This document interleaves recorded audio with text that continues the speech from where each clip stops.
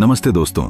अगर आप पैसों को लेकर हमेशा उलझन में रहते हैं, अगर आप बार बार सोचते हैं कि आखिर फाइनेंस की इतनी बातें लोग कैसे समझ लेते हैं, अगर आप भी चाहते हैं कि पैसा सिर्फ कमाने की चीज न रहे बल्कि आपके लिए काम करने लगें, तो ये वीडियो आपके लिए है। आज हम जिस किताब की बात करने जा रहे हैं वो है the finance book. AC Hussain और स्टुअर्ट वार्नर की लिखी हुई एक ऐसी गाइड जो आपको फाइनेंस की दुनिया से डरने नहीं बल्कि उसे समझने और उस पर राज करने का हुनर सिखाती है, मुझसे तो तेजिस करने का भाव। सोचिए, अगर आप किसी बिजनेस मीटिंग में बैठे हों और लोग turnover, gross profit, cash flow, financial ratio जैसी टर्म्स की बात कर रहे हों, क्या आप सिर्फ सिर हिलाकर रह जाते हैं? क्या आपको अंदर से लगता है कि काश कोई होता जो मुझे ये सब आसान भाषा में समझा देता? यही काम करता है द फाइनेंस बुक। इस वीडियो में हम आपको इस किताब का सार बताएंगे, लेकिन सिर्फ नॉर्मल तरीके से नहीं। हम हर उस मोमेंट को पकड़ेंगे जब आप खुद को इस किताब में देखेंगे। जैसे जब आप पहली बार कोई इन्वेस्टमेंट करने जा रहे हों और डर लग रहा हो, इस किताब की कुछ बातें आपके उस डर को समझाती हैं। या फिर जब आप अपनी पहली सैलरी से सेविंग शुरू करने का सोचते हैं, यह किताब बताती है कि कैसे हर छोटा फैसला बड़े रिजल्ट ला सकता है। द फाइनेंस बुक न सिर्फ बिजनेस वालों के लिए है बल्कि हर उस इंसान के लिए है जो अपनी फाइनेंशियल लाइफ को बेहतर बनाना चाहता है। इसमें कोई बोरिंग थ्योरी नहीं है, बल्कि ये एक ऐसा गाइड है जो हर पेज पर कहता है यू कैन डू इट। हमारी कोशिश है कि हर किताब आपके दिल और दिमाग दोनों से जुड़ सके।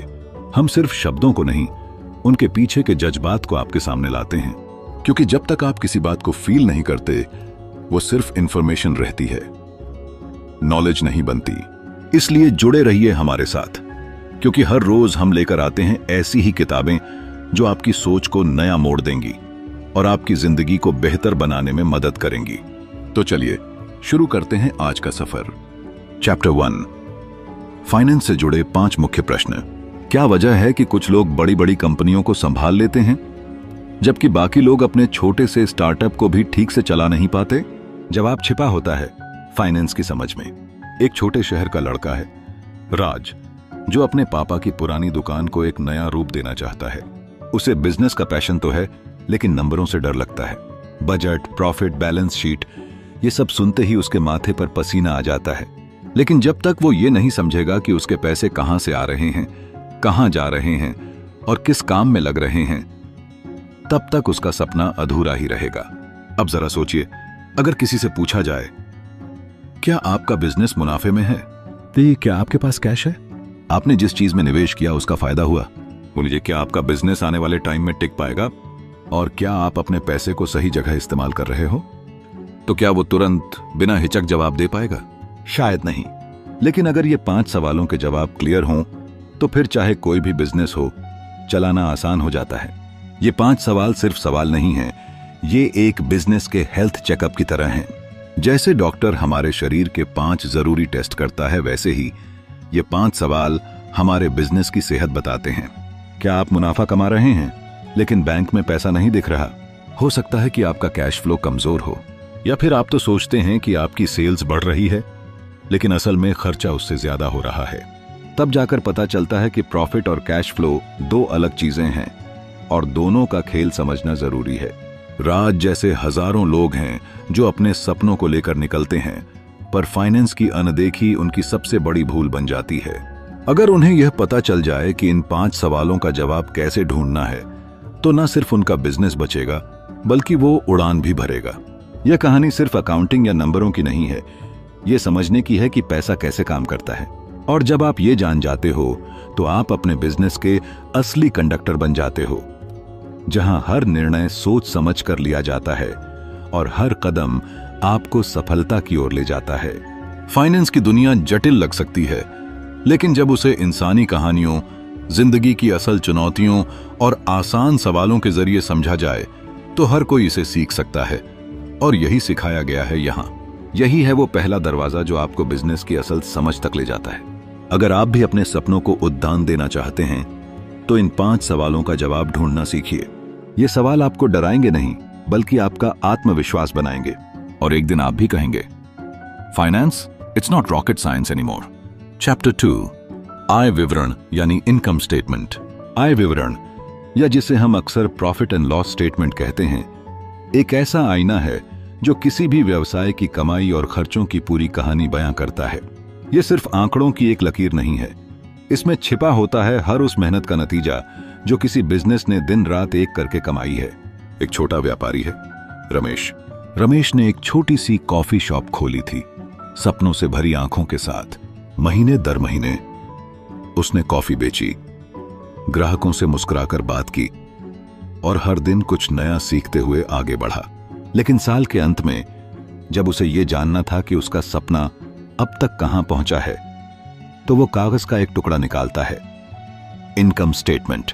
यह दस्तावेज रमेश को बताता है कि उसने कितनी बिक्री की, कितने पैसे आए, जिसे हम रेवेन्यू कहते हैं। लेकिन कहानी यहीं खत्म नहीं होती। इस बिक्री में से जो खर्च हुए, जैसे दूध, कॉफी बीन्स, कर्मचारियों की तनख्वाह, किराया, वो सारे खर्च एक एक करके घटते जाते हैं और अंत में जो बचता है वो होता है उसका असली लाभ या नेट प्रॉफिट। पर यहां सबसे गहरी बात यह है कि यह आय विवरण सिर्फ पैसे का लेखा जोखा नहीं देता, यह व्यापार की आत्मा को समझने का जरिया है। इसमें छिपी होती है वो कहानी जब एक दिन बिक्री बहुत कम हुई थी लेकिन रमेश ने हार नहीं मानी, या वो दिन जब खर्च अचानक बढ़ गया था लेकिन उसने संयम से काम लिया। हर एक लाइन, चाहे वो ग्रोस प्रॉफिट हो या ऑपरेटिंग एक्सपेंसेस, एक भावनात्मक कहानी कहती है उस संघर्ष की जो हर उद्यमी अपने बिजनेस में जीता है। यहां एक और दिलचस्प पहलू है, कभी कभी बिक्री बहुत होती है लेकिन खर्च इतने अधिक होते हैं कि लाभ शून्य या नुकसान हो जाता है। ऐसे में आय विवरण उस रोशनी की तरह होता है जो बताता है कि कहां गलती हुई, कहां सुधार की जरूरत है। यही वजह है कि दुनिया के बड़े से बड़े सीईओ भी इनकम स्टेटमेंट को गौर से पढ़ते हैं, क्योंकि ये उन्हें सच्चाई दिखाता है बिना किसी लाग लपेट के। और अगर कोई अपने बिजनेस की दिशा समझना चाहता है तो ये दस्तावेज उसका कंपास है। इससे न सिर्फ वर्तमान स्थिति का पता चलता है बल्कि भविष्य की योजना भी बनाई जा सकती है। ये जानना कि कौन सी सेवा या प्रोडक्ट ज्यादा मुनाफा दे रही है और कहां अनावश्यक खर्च हो रहा है, सब कुछ इसमें साफ साफ दिखता है। आखिर में आय विवरण सिर्फ एक रिपोर्ट नहीं है, ये एक कहानी है, उस जुनून की, उस मेहनत की और उस विश्वास की जो हर बिजनेस में होता है। ये हमें सिखाता है कि आंकड़ों के पीछे भी जज्बात होते हैं और जब हम इन जज्बातों को समझते हैं तभी हम असली बिजनेस माइंड बनते हैं। अगर आप भी अपने सपनों का बिजनेस शुरू करना चाहते हैं या उसे नई ऊंचाइयों तक ले जाना चाहते हैं तो इनकम स्टेटमेंट को समझना आपके लिए पहला और सबसे जरूरी कदम है। आपका क्या ख्याल है? क्या आपने कभी अपनी मेहनत को यूं आंकड़ों में देखा है? Chapter 3, balance sheet. Balance sheet सुनने में यह शब्द जितना भारी लगता है, असल में इसका कनेक्शन हमारे रोजमर्रा की जिंदगी से बहुत गहरा है।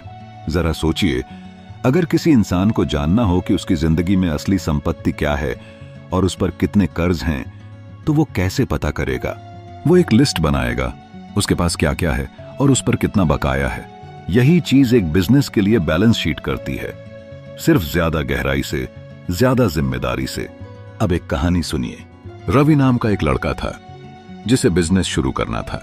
उसके पास कुछ पैसे थे, थोड़ा कर्ज भी और बहुत सारे सपने। लेकिन जब उसने अपने अकाउंटेंट दोस्त को अपने बिजनेस आइडिया के बारे में बताया तो उस दोस्त ने सबसे पहले कहा, तेरे पास बैलेंस शीट तैयार है। रवि हक्का बक्का रह गया। Balance sheet? वो क्यों? दोस्त ने मुस्कुराकर जवाब दिया, क्योंकि अगर तू नहीं जानता कि तेरे पास क्या है और क्या उधार में लिया है तो तू कभी नहीं जान पाएगा कि तेरा बिजनेस असल में खड़ा है या सिर्फ हवा में तैर रहा है। बैलेंस शीट दो हिस्सों में बंटी होती है, एसेट्स और लायबिलिटीज। एसेट्स मतलब आपके पास क्या है, कैश, मशीनरी, बिल्डिंग्स या फिर कस्टमर्स से मिलने वाले पैसे। वहीं लायबिलिटीज होती हैं वो जिम्मेदारियां जो आपने दूसरों से ली हैं, कर्ज, सप्लायर्स के पैसे या फिर शॉर्ट टर्म पेमेंट्स। और फिर आता है ओनर्स इक्विटी, यानी जो बचेगा अगर आप सारी लायबिलिटीज चुका दें, वही असली आपका हिस्सा है। इसे यूं समझिए जैसे कोई परिवार अपने सालों की कमाई और खर्चों का लेखा जोखा रख रहा हो। पिताजी की तनख्वाह, घर की ईएमआई, बच्चों की फीस और बैंक में जमा पैसे, सब कुछ एक ही पन्ने पर। वो पन्ना ही उनकी बैलेंस शीट है। जब वो उस पर नजर डालते हैं तो समझ पाते हैं कि उनकी जिंदगी की असली स्थिति क्या है। ठीक वैसे ही एक कंपनी अपनी बैलेंस शीट देखकर यह तय करती है कि उसका भविष्य सुरक्षित है या खतरे में। लेकिन बात सिर्फ नंबर्स की नहीं है। बैलेंस शीट एक कहानी कहती है, एक कंपनी के सफर की। वो बताती है कि उसने अब तक क्या कमाया, क्या खोया और किन पर भरोसा करके आगे बढ़ रही है। एक कंपनी जो खुद पर बहुत कर्ज ले लेती है लेकिन उसका रिटर्न उतना नहीं आता, उसकी बैलेंस शीट कमजोर हो जाती है। वहीं जो कंपनी धीरे धीरे सोच समझकर एसेट्स बनाती है और लायबिलिटीज को कंट्रोल में रखती है, उसकी बैलेंस शीट एक मजबूत इमारत की नींव बन जाती है। अब सोचिए, अगर आप खुद कोई बिजनेस कर रहे हैं या करने की सोच रहे हैं और आपने अपनी बैलेंस शीट नहीं देखी, तो आप किसी अंधेरे रास्ते पर आंखें बंद करके चल रहे हैं। यह सिर्फ एक कागज नहीं, बल्कि आपका फाइनेंशियल मिरर है जो आपको सच दिखाता है। बैलेंस शीट डराने के लिए नहीं है, समझने के लिए है। यह आपको बताती है कि आप कहां खड़े हैं और कितनी दूर जा सकते हैं। और यही समझ, यही क्लैरिटी एक साधारण व्यापारी को एक कामयाब एंटरप्रेन्योर बना देती है। अगर आप भी चाहते हैं कि आपका बिजनेस सिर्फ एक सपना न रहे बल्कि एक मजबूत हकीकत बने, तो अपनी बैलेंस शीट को समझना शुरू करिए, क्योंकि नंबर झूठ नहीं बोलते और बैलेंस शीट वो तो आपकी सच्ची तस्वीर है। कमेंट में बताएं कि आपको सबसे ज्यादा क्या रिलेटेबल लगा। चैप्टर 4, नकदी प्रवाह विवरण यानी कैश फ्लो स्टेटमेंट।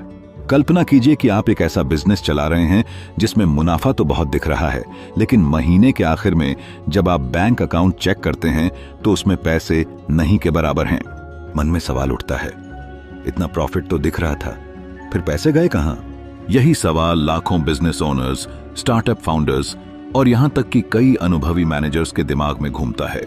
जवाब है कैश फ्लो। प्रॉफिट और कैश दो बिल्कुल अलग चीजें हैं। प्रॉफिट किताबों में दिखता है, लेकिन कैश वो है जो आपके बिजनेस को जिंदा रखता है। यह चैप्टर हमें सिखाता है कि बिजनेस की असली सेहत समझनी है तो सिर्फ प्रॉफिट देखकर काम नहीं चलेगा। कैश फ्लो स्टेटमेंट को समझना जरूरी है। कैश फ्लो स्टेटमेंट एक ऐसी रिपोर्ट है जो बिजनेस में आने और जाने वाले पैसों की असल कहानी बताती है। चाहे आपने उधारी में सामान बेचा हो या किसी बड़े क्लाइंट से पेमेंट लेना बाकी हो, ये सब बातें आपकी प्रॉफिट रिपोर्ट में तो दिखाई देंगी, लेकिन असल में कैश कब आया और कब गया, ये सिर्फ कैश फ्लो स्टेटमेंट से ही पता चलेगा। सिर्फ कैश फ्लो। एक बार की बात है, एक छोटे शहर में मायाज बुटीक नाम की एक शॉप थी। मायालता नाम की महिला ने वो बुटीक खोला था और पहले ही साल में उसे अच्छा प्रॉफिट भी दिखने लगा। लेकिन जैसे जैसे महीनों ने रफ्तार पकड़ी, वो तनाव में आ गई। स्टाफ की सैलरी, बिजली का बिल, रेंट सब देने के बाद अकाउंट में पैसे नहीं बचते थे। उसे समझ नहीं आ रहा था कि गलती कहां हो रही है। एक दिन उसके एक दोस्त ने उससे कहा, तू प्रॉफिट देख रही है लेकिन कैश फ्लो देखा है कभी? उसने पहली बार कैश फ्लो स्टेटमेंट देखा और चौंक गई। ज्यादातर कैश तो इन्वेंट्री में फंसा हुआ था, कुछ क्लाइंट्स ने पेमेंट अभी तक नहीं किया था और कुछ खर्चे ऐसे थे जो हर महीने बिना नोटिस लिए अकाउंट से निकल रहे थे। उसको मती से नैतिक काउंटता रहता था। यहीं से उसकी असली सीख शुरू हुई। उसने अपने बिजनेस के फ्लो को समझा और धीरे धीरे चीजों को कंट्रोल में लाया। कैश फ्लो स्टेटमेंट 3 हिस्सों में बंटा होता है: ऑपरेटिंग एक्टिविटीज, इन्वेस्टिंग एक्टिविटीज और फाइनेंसिंग एक्टिविटीज। ऑपरेटिंग एक्टिविटीज वो होते हैं जो रोजमर्रा के बिजनेस से जुड़े होते हैं, जैसे सामान बेचना, पेमेंट लेना, खर्च करना। इन्वेस्टिंग एक्टिविटीज में वो कैश आता जाता है जो किसी संपत्ति या इन्वेस्टमेंट से जुड़ा हो, जैसे मशीनरी खरीदना या किसी कंपनी में पैसा लगाना। और फाइनेंसिंग एक्टिविटीज में वो कैश मूवमेंट होता है जो लोन लेने या चुकाने और शेयर जारी करने जैसे कामों से जुड़ा होता है। यहां पर हम एक और दिलचस्प सच्ची कहानी की बात करें। एक स्टार्टअप ने हाल ही में 5 करोड़ की फंडिंग हासिल की थी। सबको लगा अब तो कंपनी उड़ान भरेगी, लेकिन 1 साल बाद ही कंपनी बंद हो गई। क्यों? क्योंकि उन्होंने फंडिंग तो ली लेकिन उसका सही इस्तेमाल नहीं किया। पैसा ज्यादा इन्वेस्टिंग एक्टिविटीज में चला गया और ऑपरेटिंग कैश फ्लो नेगेटिव होता रहा। जब रोज के खर्चों के लिए पैसे नहीं बचे तो बिजनेस टिक नहीं पाया। इसलिए कैश फ्लो स्टेटमेंट हमें बताता है कि आपकी कंपनी के पैसे कैसे और कहां से आ रहे हैं और कहां जा रहे हैं। ये वो आईना है जो बिजनेस की नकदी स्थिति को पूरी ईमानदारी से दिखाता है, बिना किसी श्रृंगार के। अगर आप किसी बिजनेस में हैं या बनने का सपना रखते हैं तो ये समझना बेहद जरूरी है कि कैश फ्लो ही है जो आपके आइडिया को जमीन पर टिकाए रखता है। प्रॉफिट सिर्फ कागज पर जीता है, लेकिन कैश ही वो ऑक्सीजन है जिससे आपका बिजनेस सांस लेता है। तो अगली बार जब आप किसी कंपनी की सेहत जानना चाहें तो सिर्फ प्रॉफिट नहीं, उसका कैश फ्लो स्टेटमेंट भी जरूर देखिए। यही असली कहानी बताता है। चैप्टर 5, प्रमुख प्रदर्शन संकेतक यानी की परफॉर्मेंस इंडिकेटर्स। कल्पना कीजिए कि आप एक जहाज चला रहे हैं जो एक बड़े समुद्र में यात्रा कर रहा है। आपके पास न तो कोई नक्शा है, न ही कोई कंपास, बस आपकी आंखें हैं और अनिश्चित दिशा में बहती लहरें। क्या आप उस जहाज को सही मंजिल तक पहुंचा पाएंगे? शायद नहीं। अब सोचिए कि अगर आपके पास एक कंपास हो, दिशा सूचक यंत्र हो और मौसम की सही जानकारी हो, तो आप कितनी आसानी से उस सफर को तय कर पाएंगे। ठीक ऐसे ही व्यापार की दुनिया में की परफॉर्मेंस इंडिकेटर्स KPIs वही दिशा सूचक होते हैं जो किसी भी कंपनी को उसकी मंजिल यानी सफलता तक का नतीजा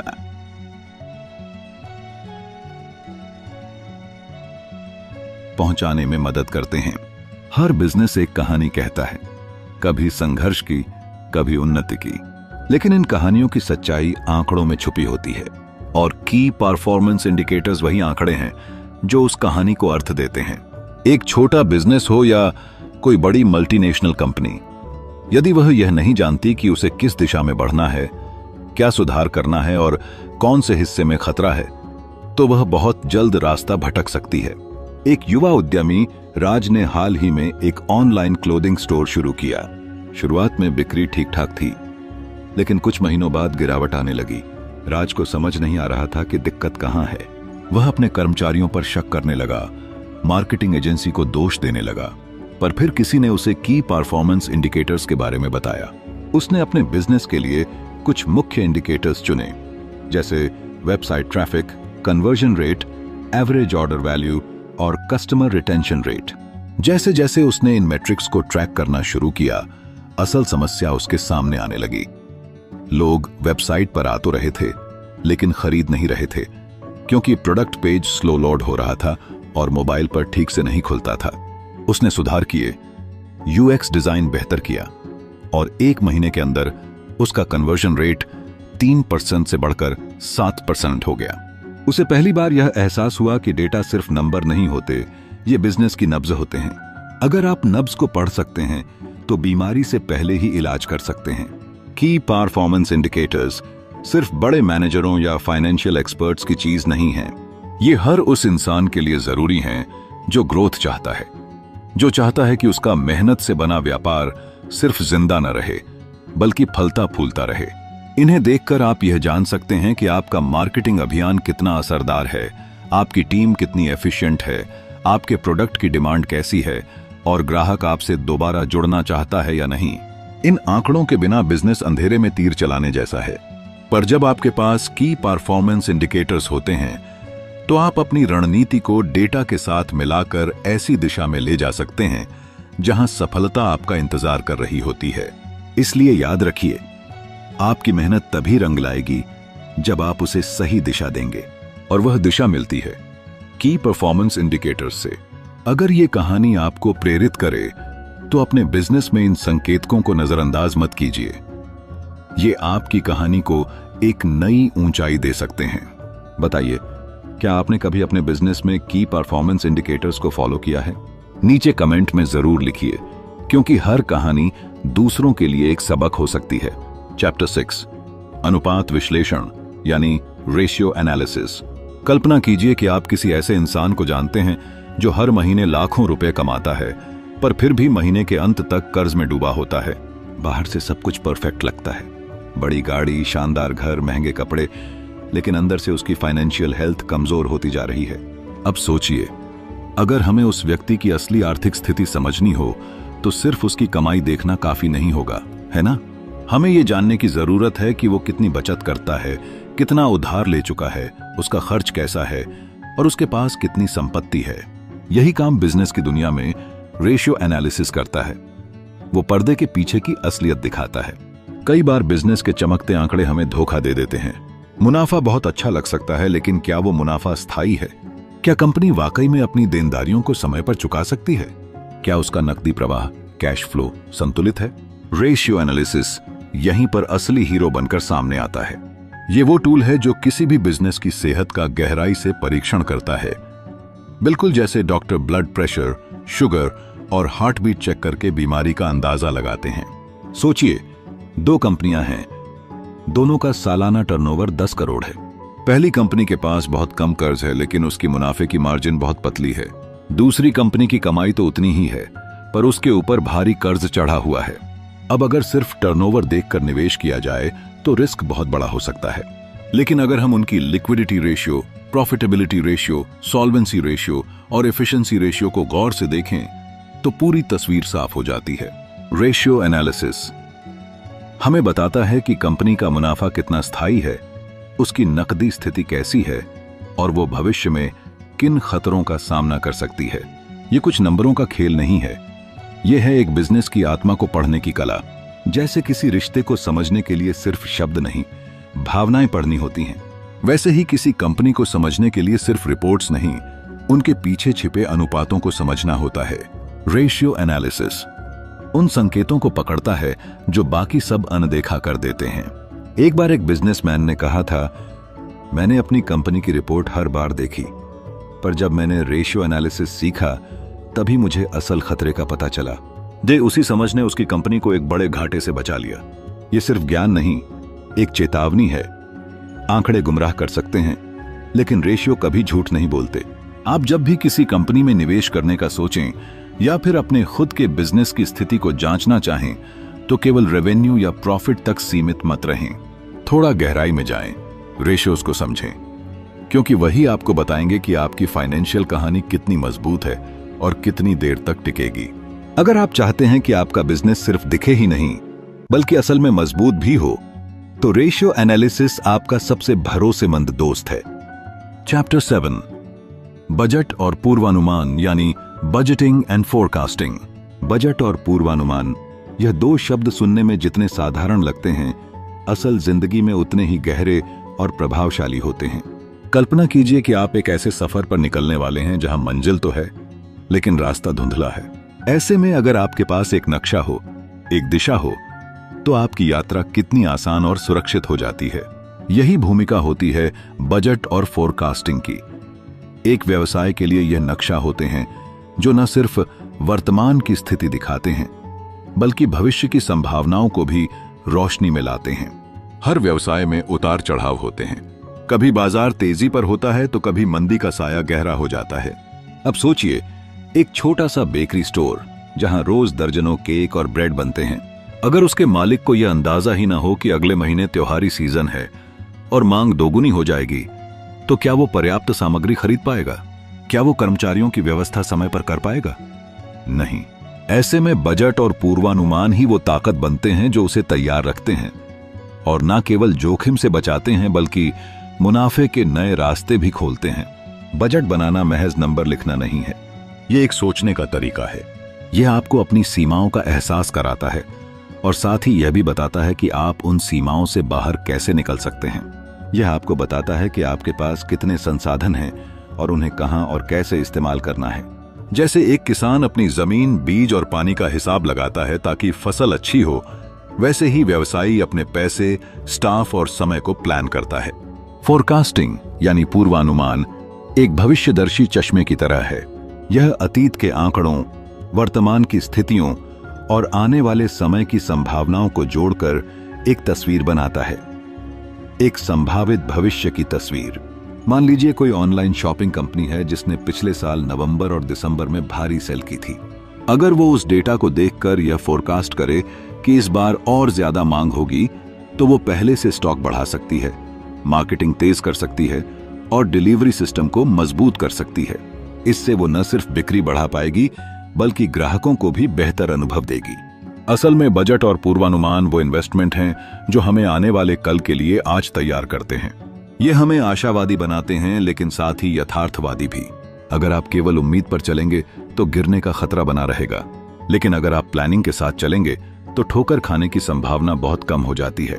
हर छोटा बड़ा बिजनेस, चाहे वो एक स्टार्टअप हो या कोई बड़ी कंपनी, सबको इस कला को समझना जरूरी है, क्योंकि पैसा तभी टिकता है जब उसे सही दिशा में लगाया जाए, और दिशा तभी मिलती है जब हमें मालूम हो कि हमारी मंजिल क्या है और वहां तक पहुंचने का रास्ता क्या है। तो अगर आप एक उद्यमी हैं या कोई नौकरी पेशा जो अपने विभाग को बेहतर बनाना चाहता है, या कोई युवा जो खुद का बिजनेस शुरू करने का सपना देख रहा है, तो बजटिंग और फोरकास्टिंग को सिर्फ एक फाइनेंस टूल ना समझिए, इसे अपना विजन बनाइए। यही वो कदम है जो आपको सिर्फ बिजनेस चलाने वाला नहीं, बल्कि एक स्मार्ट और रणनीतिक सोच वाला लीडर बनाएंगे। अगर आपको ये बात समझ आई हो तो यकीन मानिए, आप अपने फाइनेंस की कमान खुद संभालने के लिए एक कदम और करीब पहुंच चुके हैं। चैप्टर 8, लाभ सुधार यानी प्रॉफिट इंप्रूवमेंट। बात जब किसी बिजनेस को सफल बनाने की हो तो हम अक्सर बड़े बड़े आइडियाज, मार्केटिंग ट्रिक्स या फिर टीम वर्क की बात करते हैं। लेकिन सच्चाई यह है कि अगर किसी चीज ने हर बिजनेस की नींव को मजबूत किया है तो वो है प्रॉफिट। और प्रॉफिट अपने आप नहीं आता, उसे सुधारना पड़ता है, संवारा जाता है और सबसे ज्यादा समझा जाता है। मान लीजिए एक छोटा सा कैफे है जिसे रिया नाम की लड़की चलाती है। उसका खाना बेहतरीन है, ग्राहक खुश हैं, लेकिन महीने के आखिर में जब रिया अपने अकाउंट्स देखती है तो वो चौंक जाती है।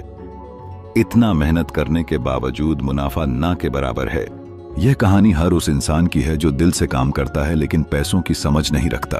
प्रॉफिट को बेहतर बनाने का रास्ता सिर्फ खर्चे कम करने से नहीं गुजरता।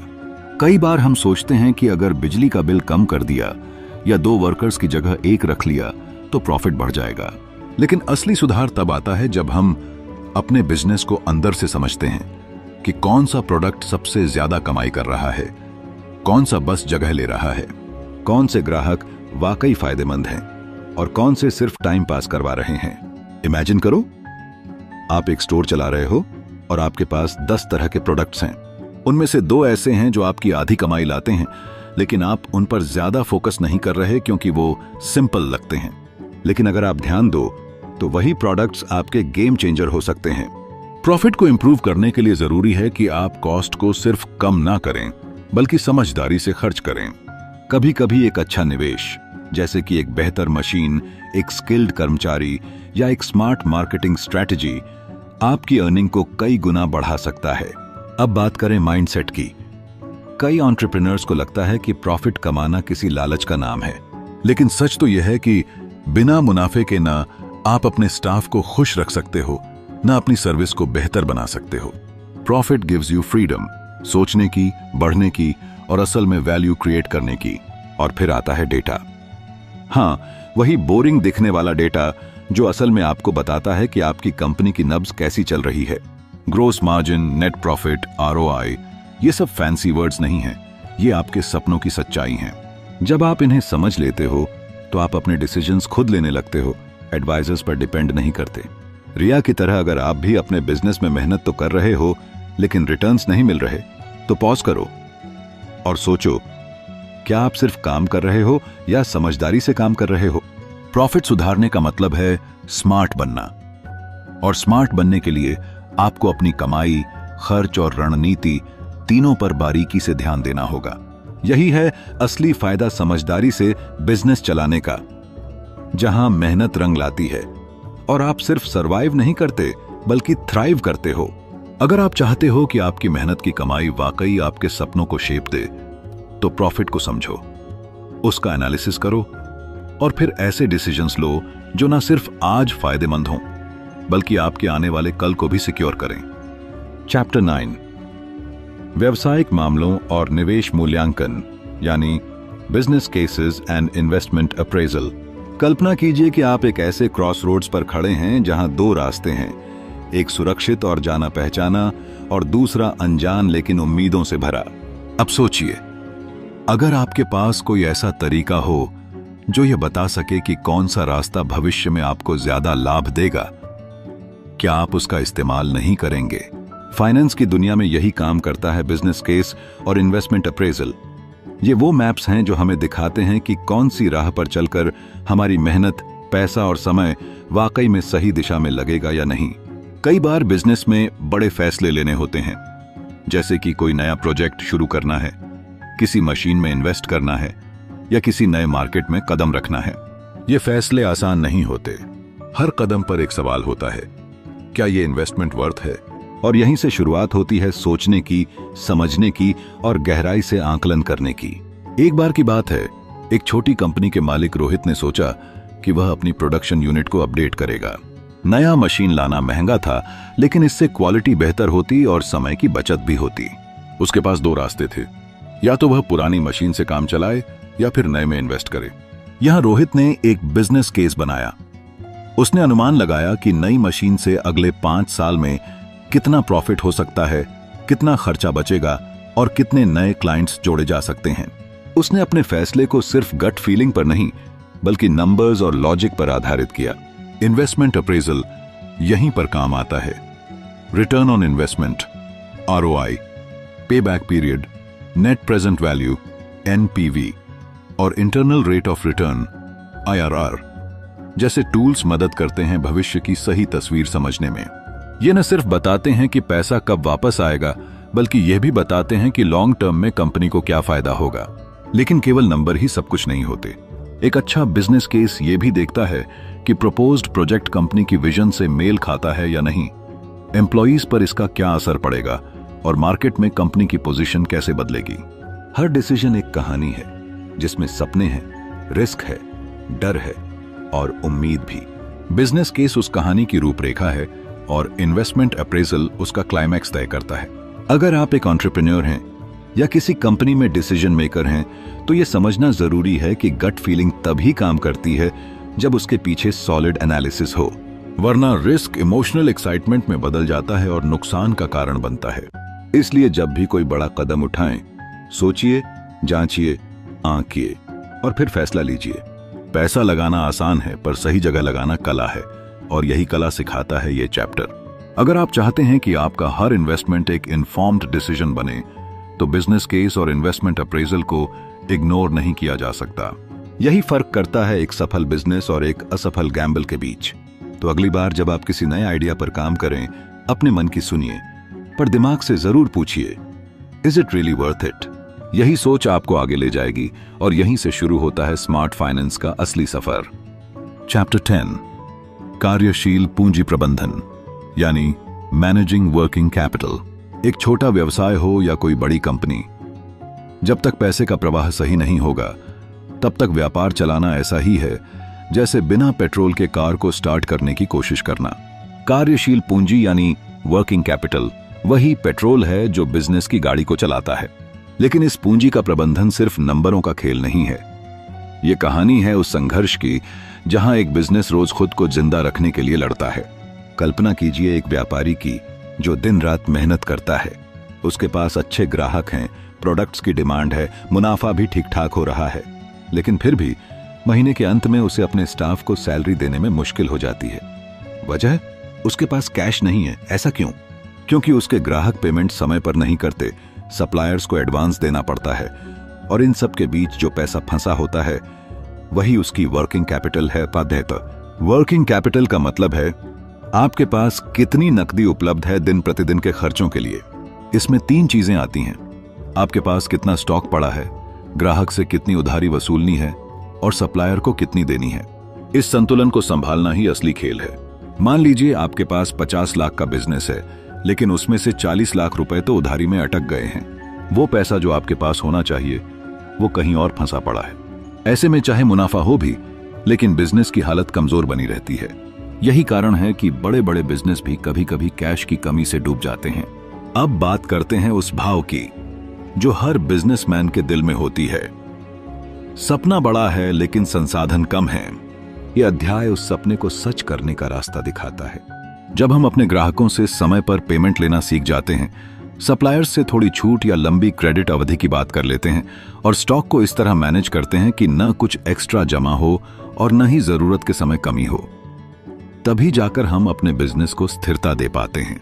एक बार एक युवा उद्यमी ने कहा, प्रॉफिट मुझे सक्सेस का एहसास दिलाता है, लेकिन कैश फ्लो मुझे सुकून देता है। यही भाव इस अध्याय का सार है। वर्किंग कैपिटल को समझना मतलब अपने बिजनेस की सांसों को सुनना। कब वो धीमी हो रही है, कब दौड़ रही है और कब उसे आराम की जरूरत है। जब एक व्यवसायी ये जान लेता है कि पैसा केवल कमाने की चीज नहीं, बल्कि उसे सही समय पर और सही जगह पर बनाए रखने की भी कला है, तभी वह सच में वित्तीय रूप से स्वतंत्र बन पाता है। यही नहीं, यह समझ एक लीडर को एक बेहतर निर्णयकर्ता बनाती है, जो केवल मुनाफे के पीछे नहीं भागता, बल्कि बिजनेस की सेहत का ध्यान भी रखता है। और यही होता है असली ग्रोथ का रहस्य। अगर आप भी अपने व्यापार को सिर्फ चलाना नहीं बल्कि उड़ाना चाहते हैं, तो वर्किंग कैपिटल को नजरअंदाज करना वैसा ही होगा जैसे पैराशूट के बिना आसमान में छलांग लगाना। समझिए, अपनाइए और अपने बिजनेस को वो उड़ान दीजिए जिसका आपने सपना देखा है।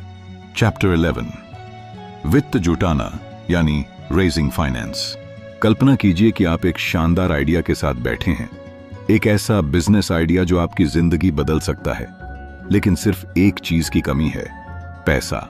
आप जानते हैं कि अगर आपको थोड़ा सा फाइनेंशियल सपोर्ट मिल जाए तो आप कुछ बड़ा कर सकते हैं। लेकिन सवाल यह है कि उस जरूरत की फंडिंग कहां से आएगी? वित्त जुटाना सिर्फ पैसे मांगने का खेल नहीं है, यह एक कला है, एक साइंस है, और सबसे बड़ी बात, यह एक विश्वास का खेल है। जब कोई व्यक्ति, कोई बैंक या कोई निवेशक आपको पैसा देता है तो वो आपके आइडिया में, आपके विजन में और आपके ऊपर भरोसा करता है। इसलिए फंडिंग पाना सिर्फ बैलेंस शीट दिखाने की बात नहीं होती, यह कहानी सुनाने की बात होती है। एक ऐसी कहानी जो आपके सपने और आपके बिजनेस के भविष्य को जिंदा कर देती है। मान लीजिए कि एक युवा उद्यमी है जिसका नाम रोहित है। उसने एक इनोवेटिव हेल्थ टेक स्टार्टअप शुरू किया है जो लोगों को सस्ते और समय पर मेडिकल सॉल्यूशंस देता है। लेकिन कुछ महीनों में ही उसे समझ आ जाता है कि बिना फंड के उसका आइडिया सिर्फ एक सपना बनकर रह जाएगा। वह बैंक के पास जाता है, लेकिन बैंक केवल उसके पिछले रिकॉर्ड्स और कोलैटरल की बात करता है। फिर वह एंजल इन्वेस्टर से मिलता है जो उसके आइडिया को पसंद तो करते हैं, लेकिन वो चाहते हैं कि कंपनी में उनकी हिस्सेदारी भी हो। यहीं पर आता है एक बहुत बड़ा सवाल, क्या आप फंड्स के लिए अपनी कंपनी का कंट्रोल देने के लिए तैयार हैं?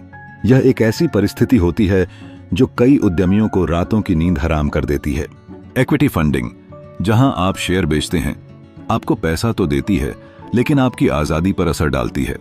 वहीं डेट फंडिंग आपको लोन देती है जहां कंट्रोल आपका रहता है, लेकिन हर महीने ईएमआई चुकाने की जिम्मेदारी भी आपके कंधों पर होती है। फाइनेंस की इस दुनिया में एक और रास्ता है, क्राउड फंडिंग। यह नया और दिलचस्प तरीका है जहां लोग आपके प्रोडक्ट या सर्विस में विश्वास जताकर छोटी छोटी रकम देकर आपकी मदद करते हैं। यह न सिर्फ पैसे जुटाने का तरीका है, बल्कि यह मार्केट में आपके आइडिया की वैल्यू भी दिखाता है। लेकिन सच्चाई यह है कि फंडिंग पाना कभी आसान नहीं होता। हर एक मीटिंग, हर एक पिच एक इम्तिहान होता है। आपको अपनी बात को इस तरह रखना होता है कि सामने वाला आपके अंदर एक विजनरी लीडर देखे, एक ऐसा इंसान जो रिस्क लेने से नहीं डरता और जिसे अपने आइडिया पर पूरा यकीन है। फाइनेंस जुटाने की यह यात्रा हमें यह सिखाती है कि पैसों से ज्यादा जरूरी होती है आपकी कहानी, आपकी रणनीति और आपकी सच्चाई। निवेशक सिर्फ आंकड़े नहीं देखते, वो आपकी आंखों में चमक और आपके शब्दों में जुनून ढूंढते हैं।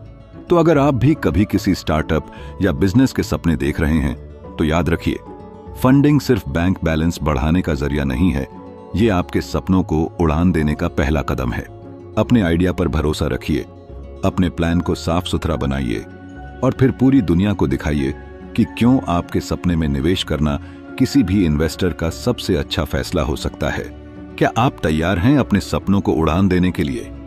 चैप्टर 12, व्यवसाय का मूल्यांकन यानी वैल्यूइंग अ बिजनेस। किसी भी बिजनेस की असली कीमत क्या है?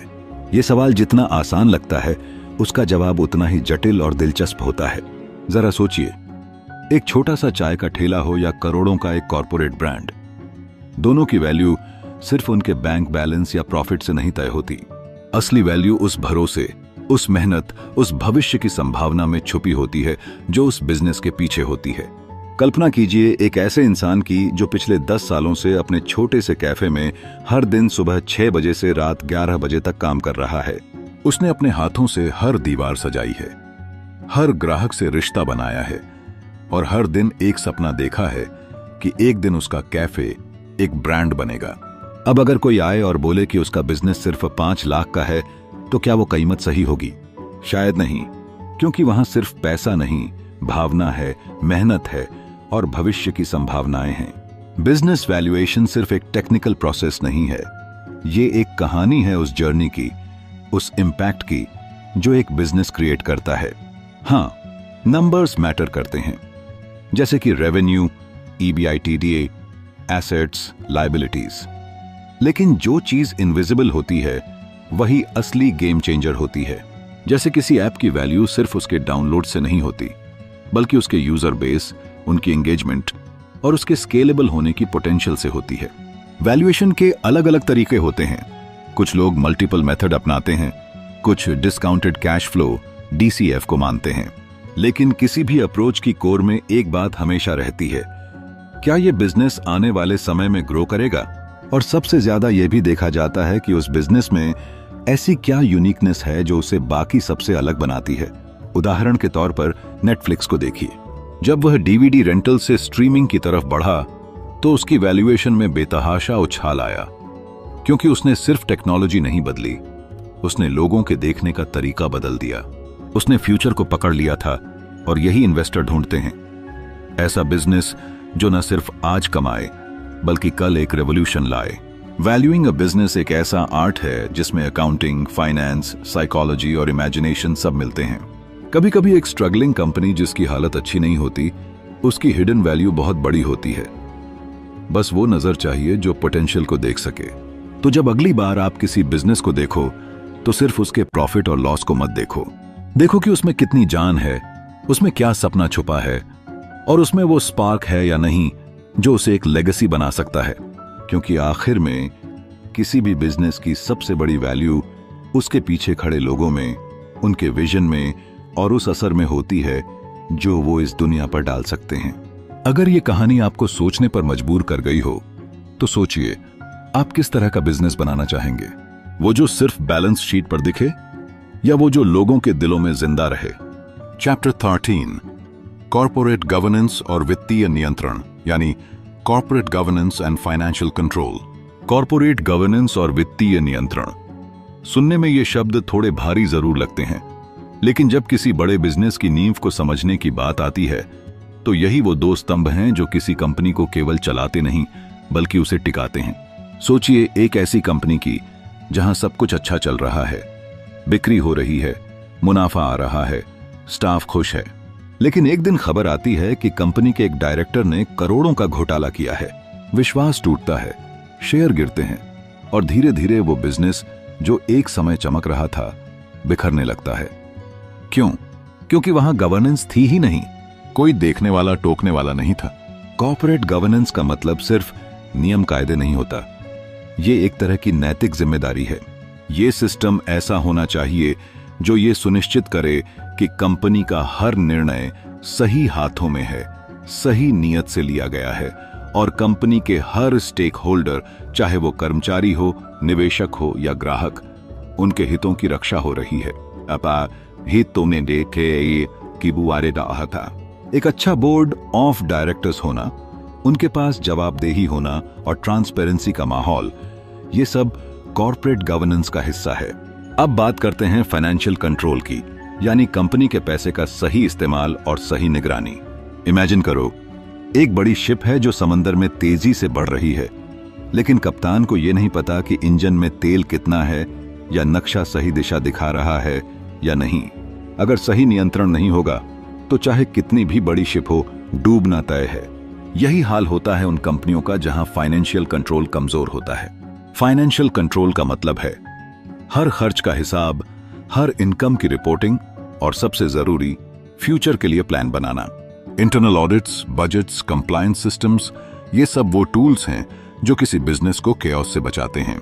लेकिन असली बात तब बनती है जब कॉर्पोरेट गवर्नेंस और फाइनेंशियल कंट्रोल साथ चलते हैं।